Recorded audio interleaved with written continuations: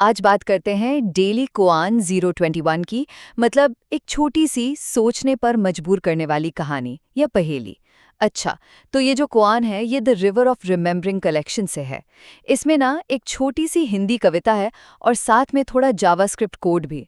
और ये दोनों मिलकर ना याददाश्त और समय, मतलब मेमोरी और टाइम की प्रकृति पर सोचने को मजबूर करते हैं। तो यहाँ तीन खास बातें निकल कर आती हैं। पहली बात, कोआन की जो मेन लाइन है वो ये है, नदी अपना मार्ग बनाकर उसे याद रखती है। मतलब ये सिर्फ ये नहीं कि नदी अपना रास्ता बना रही है, बल्कि वो रास्ता ही उसकी याद बन जाता है ना?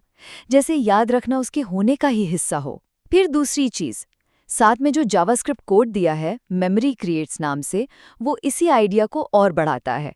ये दिखाता है कि कैसे पास्ट और फ्यूचर एक दूसरे पर निर्भर हैं। कोड में एक कमेंट भी है, time exists only in the remembering, मतलब समय केवल याद रखने में मौजूद है। ये इशारा करता है कि भाई समय का जो अनुभव है ना, वो शायद हमारी याददाश्त से ही बनता है। और तीसरी और आखिरी बात, ये कुआन दिखाता है कि क्रिएशन, जैसे नदी का रास्ता बनाना, मेमोरी और हमारी समय की समझ, इनके बीच एक गहरा कनेक्शन है। मतलब कविता और कोड दोनों मिलकर ये समझाते हैं कि कैसे यादें हमारे आज को और आने वाले कल की सोच को शेप देती हैं। तो संक्षेप में कहें तो ये कुआन हमें याददाश्त, समय और अस्तित्व, इनके आपसी जुड़ाव पर सोचने के लिए एक बिल्कुल अनोखा नजरिया देता है।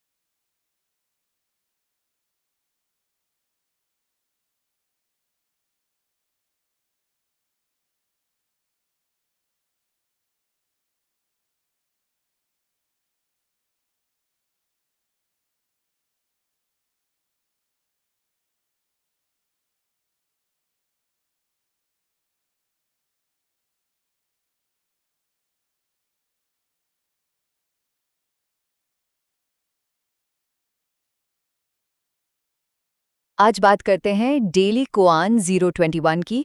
मतलब एक छोटी सी सोचने पर मजबूर करने वाली कहानी या पहेली। अच्छा, तो ये जो कोआन है ये the river of remembering collection से है। इसमें ना एक छोटी सी हिंदी कविता है और साथ में थोड़ा जावास्क्रिप्ट कोड भी। और ये दोनों मिलकर ना याददाश्त और समय, मतलब मेमोरी और टाइम की प्रकृति पर सोचने को मजबूर करते हैं। तो यहाँ तीन खास बातें निकल कर आती हैं। पहली बात, कुआन की जो मेन लाइन है वो ये है, नदी अपना मार्ग बनाकर उसे याद रखती है। मतलब ये सिर्फ ये नहीं कि नदी अपना रास्ता बना रही है, बल्कि वो रास्ता ही उसकी याद बन जाता है ना? जैसे याद रखना उसके होने का ही हिस्सा हो। फिर दूसरी चीज, साथ में जो जावास्क्रिप्ट कोड दिया है मेमोरी क्रिएट्स नाम से, वो इसी आइडिया को और बढ़ाता है। ये दिखाता है कि कैसे पास्ट और फ्यूचर एक दूसरे पर निर्भर हैं। कोड में एक कमेंट भी है, time exists only in the remembering, मतलब समय केवल याद रखने में मौजूद है।